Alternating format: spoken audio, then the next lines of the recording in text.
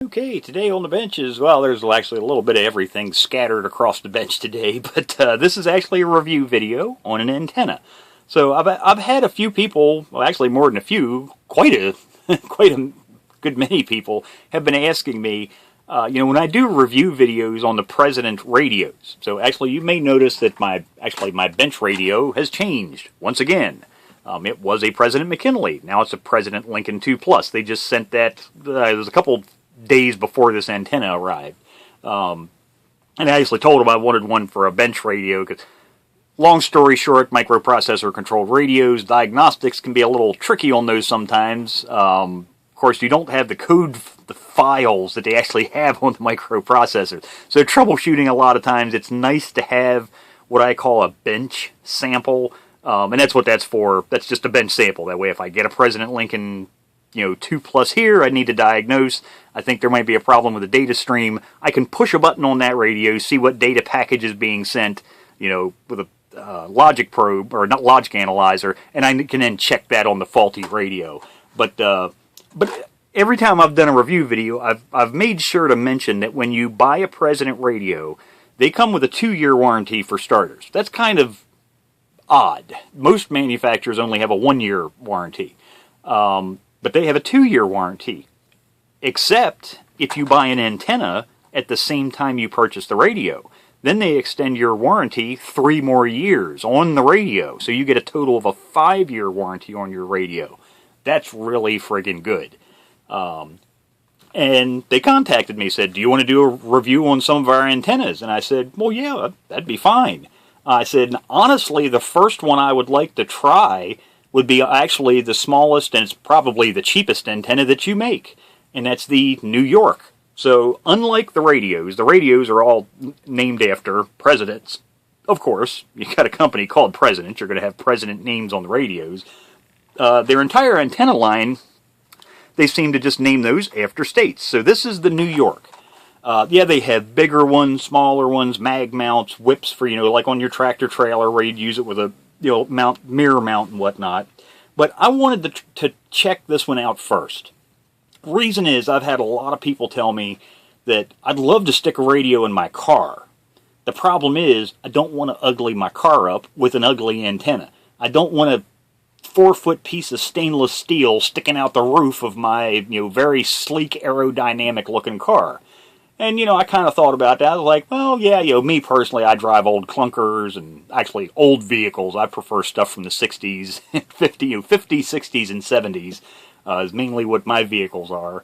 But, I do have a 2001 Impala. And I'm going to, after I get done this video clip, I'm actually going to go stick it on the car so you can actually see what this looks like mounted to a, more modern car.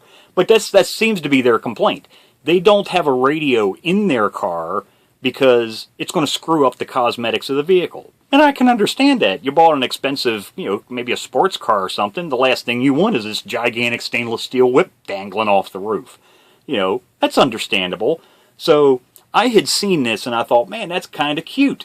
And it's, so, when it comes in the package, coax cables, actually with these 2 little rubber bands right here wrapped around it. And yes, just like the radios, anytime you buy something from President, comes with your nifty little seat #1 CB sticker there. But it is a mag mount.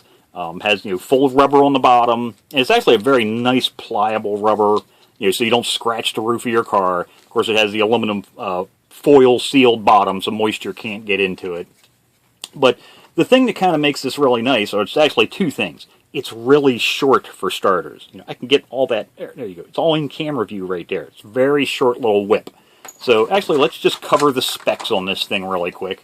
So this is the New Yorker.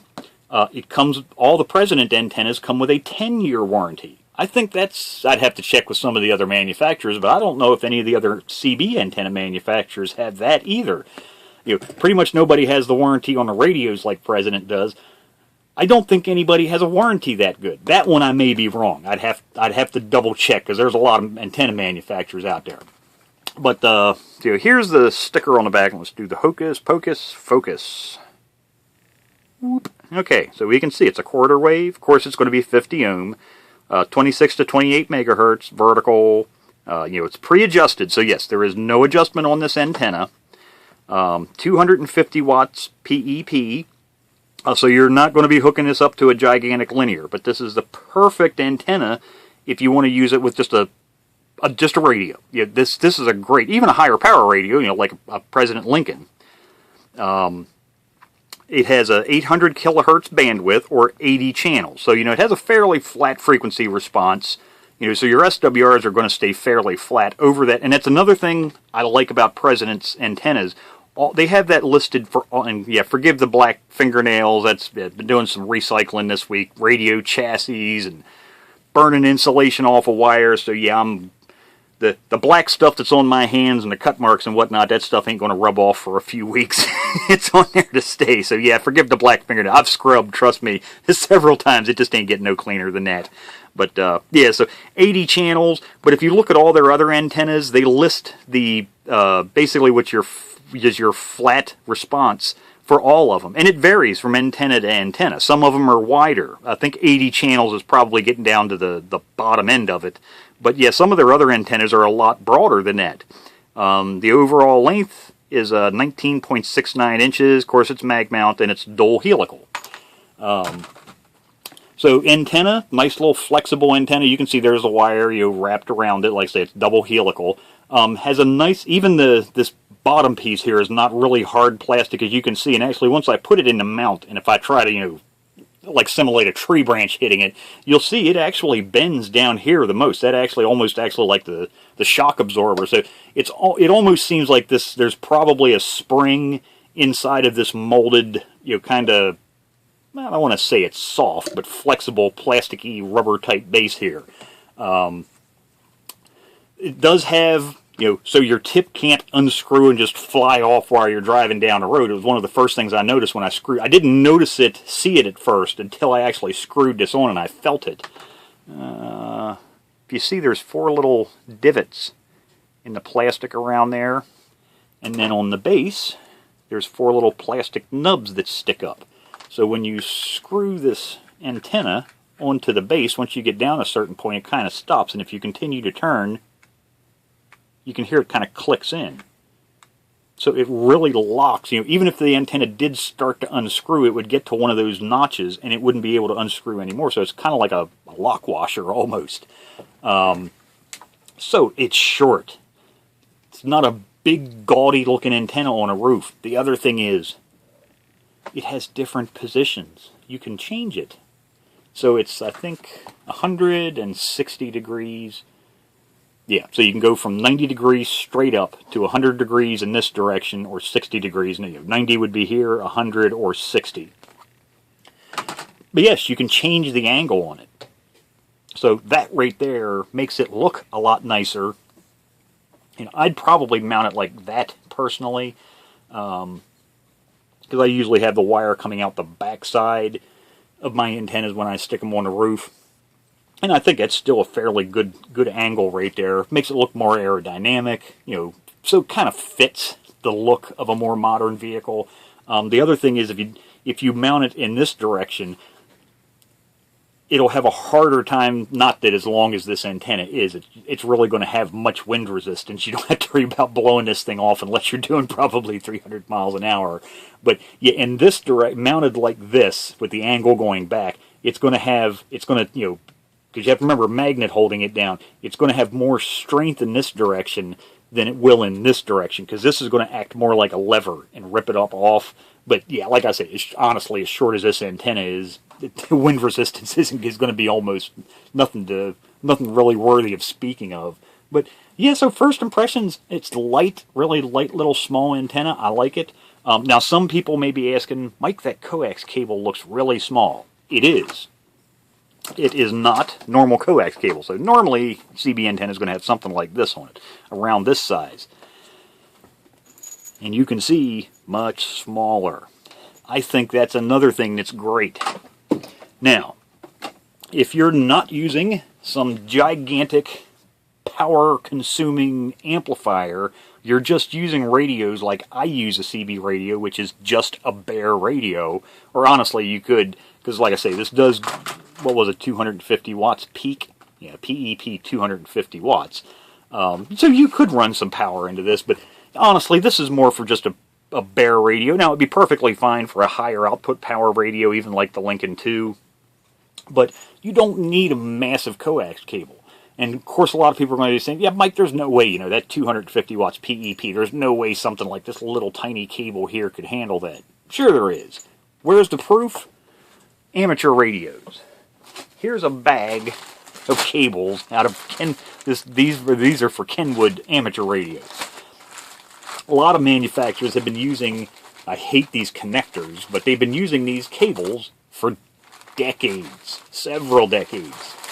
This is what all of the interconnects inside of the radio for IF or from the RF board to a bandpass filter, or even in the PA stage. And for those of you that aren't into amateur radios, the PA does not mean public address when you're talking about the internals of a radio. PA is the power amplifier, so the RF amplifier section of your radio. This is what they use, these little cables right here. Kenwood's been using these things for decades. They don't have a problem with the cables. The only problem I ever see is these TMP connectors that Kenwood uses, and that's just more user fault because people grab them by the cable and rip the ends out of them. If they grabbed the connector and pulled, wouldn't have a problem. But yeah, these cables can handle the power. Normal HF rig is going to be doing at least 100 watts. You can easily. So yeah, the cables can handle the power. Amateur radios have been using that size coax cable for decades. So yeah, that's really no limitation. I like it. I think that's a nice... Now, yes, it's not going to be the skip shooting monster that if you happen to do skip in your car, it's not going to be the best antenna for that. Yeah, then you probably, honestly, what you would want would be a full-size stainless steel whip, on a spring mount, possibly. But, me, I'm not going to be doing that. If I wanted to use this antenna, it's going to be on a car, and it's just going to be to talk to local traffic. I'm going to want to hear the truckers in front of and behind me. Is there a cop coming up, or a fire engine, or some piece of emergency equipment coming up quickly behind me, or is there an accident in front of me? Or, just to talk to somebody locally. This is perfect. Even off-roading, this is probably be a great little antenna for SUVs, if you go off-roading. That can actually be a problem when you're off-roading is you've got a huge antenna sticking up off your roof, mag mount antenna. Well, what are you running into all the time? Tree branches. Well, you've got an extra several feet of antenna hanging out off the top of your Jeep or your old Bronco or, International Harvester if you've got a Scout or something. Yeah, and you just end up ripping the antenna off the roof. This little thing, like I say, and you can see how it flexes there at the base, like I was saying. Even if I grab up closer to the tip, you can see, yeah, it's like they designed the magnet into the bottom, or not a magnet, a coil spring is probably designed into that because it's very flexible right there. But, yeah, so let me take this out, pull the Impala out of the garage, because it's a garage-kept car, and stick that on there, and we just get an impression of what it looks like mounted on a car. I'll play with it. Actually, I'm going to hook it up to a radio, of course, and play with it. But that's going to take some time. So I may do a separate video at some point in the future, just really quick to give my impressions after I actually use this for like maybe a month or two. But I think for like what it's kind of intended for and what I would be using it for, like I say, local communications. I'm not going to be trying to skip to Louisiana or California or wherever. This is mainly what I'd be using to talk locally. I think that's perfectly fine. Nice aerodynamic looking little antenna. So yeah, I think they might actually have a hit here. And I'll be interested to try out some of the other President antennas as well. And of course, the longer antennas, they're going to receive a lot better. So if you do want to be talking long distances, yes, you can only get so much reception performance over a short antenna. Nothing honestly makes up for length.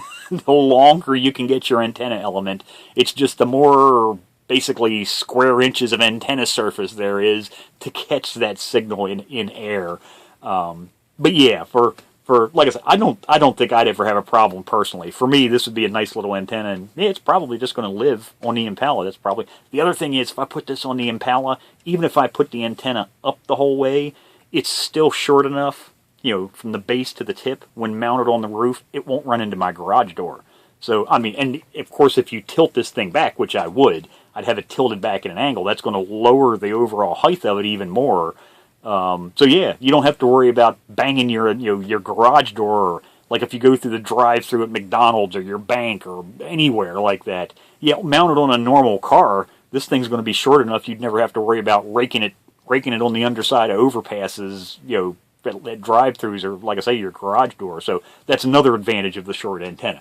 Do short antennas have their downfall? Yes, like I said, reception's not going to be that as good as with a longer antenna, but used for what it's designed for, its intended purpose, I think it'll be just fine. Like I say, I actually like the thinner cable on this. It's not a 2,000 watt antenna, and these people that buy those 2,000 watt antennas and stick them on there and then complain about the coax cable's too thick, I can't get it on my door, my door jamb or whatnot. Well, you're not going to have that problem with this. That's the big advantage of this cable. Anybody that's ever used mag mount antennas, you can see, like I say, how much thinner this cable is compared to a normal piece of coax cable. This is going to be a lot easier to get through your door jamb. So, pull your door gasket out, you can sneak this underneath your door gasket. Stuff like this gets crushed really easily. I've had to replace coax cables on mag mount antennas several times over the years, because you fish one of these things through your door jamb, and just over the years of this thing continuously getting smushed, it's exactly what happens. It gets flattened, and all of a sudden your SWRs shoot through the roof because you've pretty much crushed all the insulation in there, and the center conductor is all but touching the outer shielding on this, or actually causes a short. Something like this is going to be harder to do that because it's smaller in diameter. So unlike something like this, where you've got, when your door and your door jamb come together, yes, there's a rubber gasket in there. It's got some flex to it, but this cable's just too thick. By the time you compress that rubber gasket, it's just too much for this cable to go through, and that's why it gets smushed. Something like this, very small, there's enough give in your door gasket that it really shouldn't ever crush this. This should stay round because it's so small in diameter to start with. So I like that.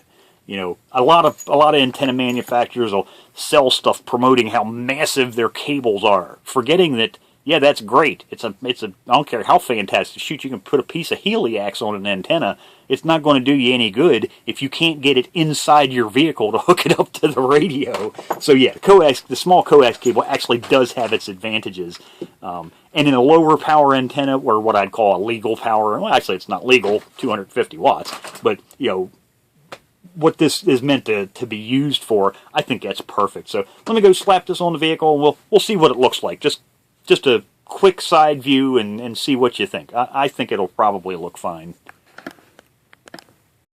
Yeah, I think that actually looks pretty good. Kind of hard to see the little guy. It's so small. Yep, I think that looks pretty good on there, actually. It's a nice little small antenna. It doesn't take up hardly any height-wise. That's slanted back. Actually looks pretty good sitting on top of there. And of course, I might actually play around with it. I'll try it right there, see what the SWRs are. I might actually try sliding it back the whole way, like to the back here. Because actually when you see a lot of those cellular type antennas, it's a lot of times, and even GPS antennas, a lot of them, they usually stick them back towards the back so you don't have something hogging up the center of the roof. I'll try moving it the whole way to the back, and the thing is, if I move it back there, then I can, probably the few dots of silicone, what I could do is just kind of attach that little thin wire right along the top edge of the gasket along the window there. Then you really wouldn't even notice the coax cable.